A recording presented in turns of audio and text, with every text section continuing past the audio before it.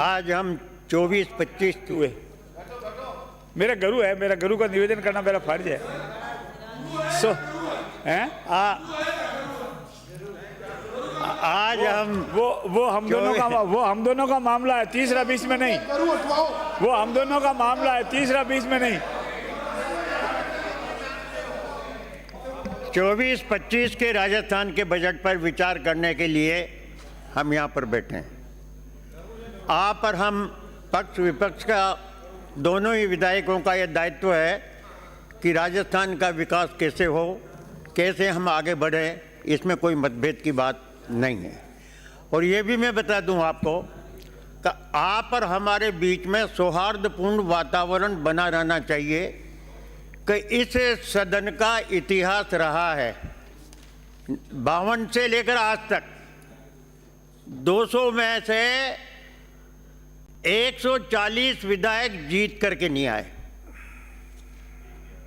चाहे टिकट नहीं मिला, चाहे हार गए, चाहे चुनाव नहीं लड़ा, लेकिन जो एवरेज है ना, इन 200 में से लगभग जो 4 साल बाद चुनाव होंगे 60 आदमी यहाँ पर उपस्थित होंगे। तो आपसी संबंध कटुता का नहीं, प्रेम का बनाए।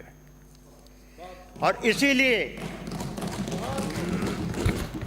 इसीलिए आजकल शेर शायरी का दौर चल गया। रफीक साहब भी बोल गए और बाबू सिंह जी, ये नंबर कटवा रहे हो आप। 20 बार वसुंधरा जी का नाम लिया और भजन लाल जी का 1 बार लिया है। एक छोटा सा है, रिश्ता हो न हो,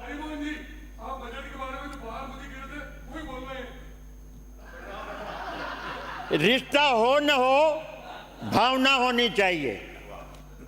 मोहब्बत हो न हो, बात होनी चाहिए।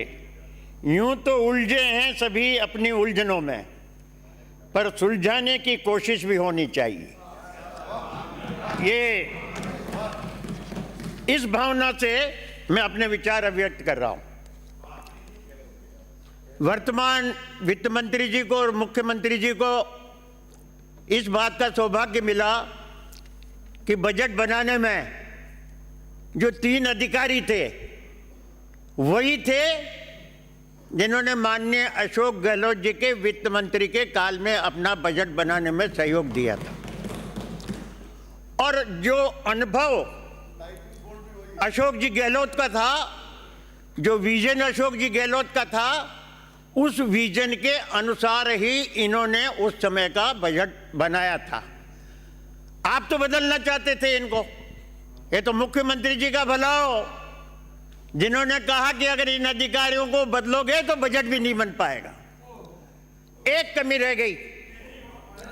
अशोक जी गहलोत को तो अनुभव था जिंदगी का,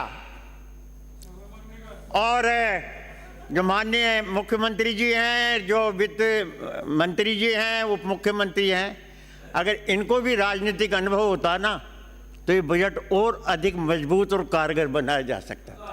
खाली अधिकारियों के भरोसे। मैं उदाहरण देना चाहता हूं।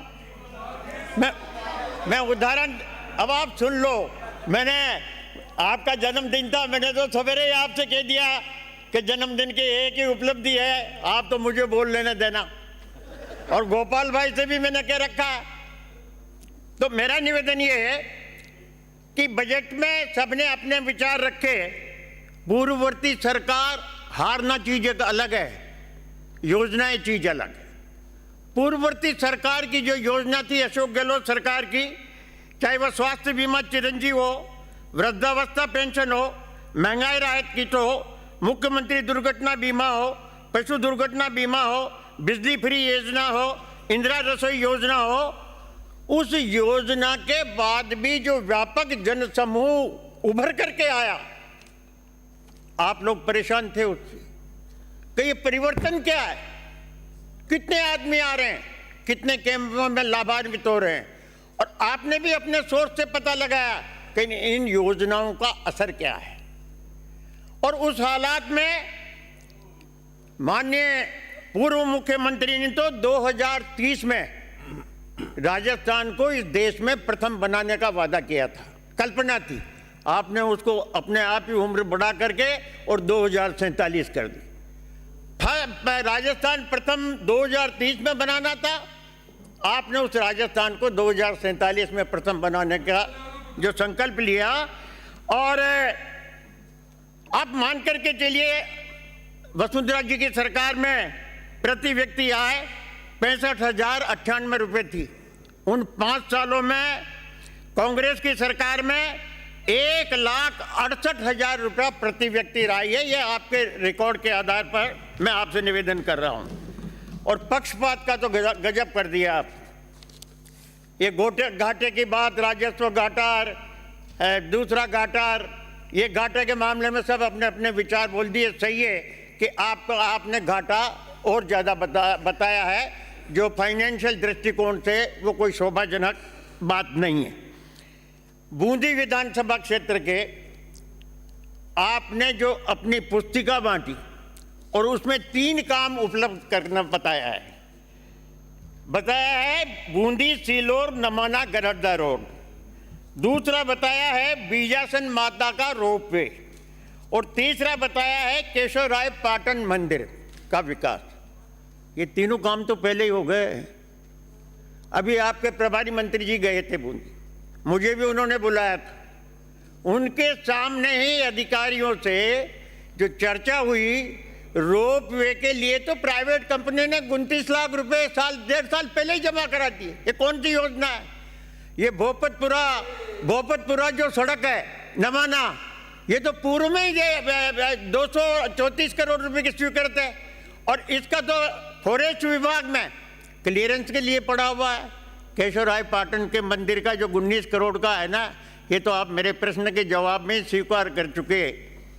कहाँ, ये तो केंद्र सरकार का पैसा है जो आ गया, और ये तीनों आपने उपलब्धियों में लिख दिए। लो बताओ आप, कमाल की बात है ना। तो ये तो देखो, अगर अनुभव होता तो उन अधिकारियों के भरोसे उस कागज को नहीं छोड़ते, खुद देखते कि कौन सी योजनाएं इन्होंने कैसी कैसी स्वीकृत की। ये मेरा आपसे निवेदन है। एक बात आपने लिखी है, 5,000 करोड़ रुपए राजस्थान पर्यटन विकास बोर्ड के लिए। बहुत अच्छी कल्पना है आपकी। राजस्थान का विकास होना ही चाहिए, पर्यटन का विकास होना ही चाहिए। ये तो आप बोर्ड बना रहे हो, इस साल के लिए कौन सी योजना है, न कोई डीपीआर है, कितना पैसा खर्च करोगे, कुछ नहीं, ये कल्पना है। कम 5,000 करोड़ का एक बोर्ड बनाएंगे, वो राजस्थान में टूरिस्ट का उसका डेवलपमेंट का काम करेगा। ये तो कल्पना है। उपलब्धि बता रहे हो आप काम करने का बता रहे हो, उसका डीपीआर ही नहीं बना, क्या काम करोगे?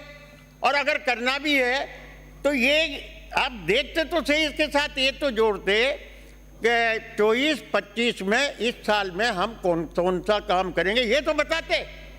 और हवा बना दी, 5,000 करोड़ का हम फंड बनाएंगे।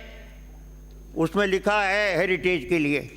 हेरिटेज के लिए मैं आपको बता दूं, जो बढ़िया हेरिटेज है वो तो निजी लोगों के पास है, राजा महाराजाओं के पास।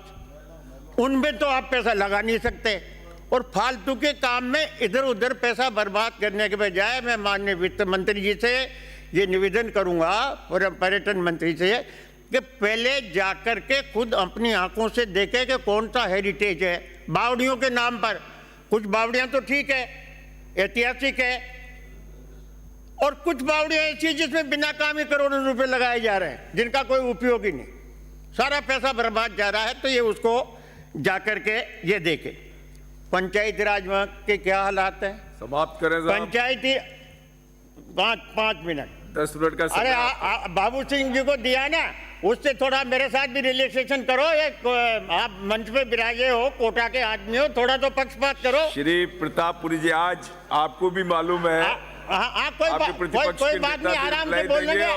अरे 8 बजे के बजाय 9 बजे तक बढ़ा देना ना। श्री प्रतापपुरी जी, अरे पूरा तो करने दो, आप पूरा तो करने दो। नहीं ऐसे तो नहीं है, तो क्या बात है? आप बोलने नहीं, जय श्री राम, आप बोलने तो दो। अरे आपके द्वारा लिखा हुआ है, बैठिए आप। परिवर्तित 2024-25 पर विगत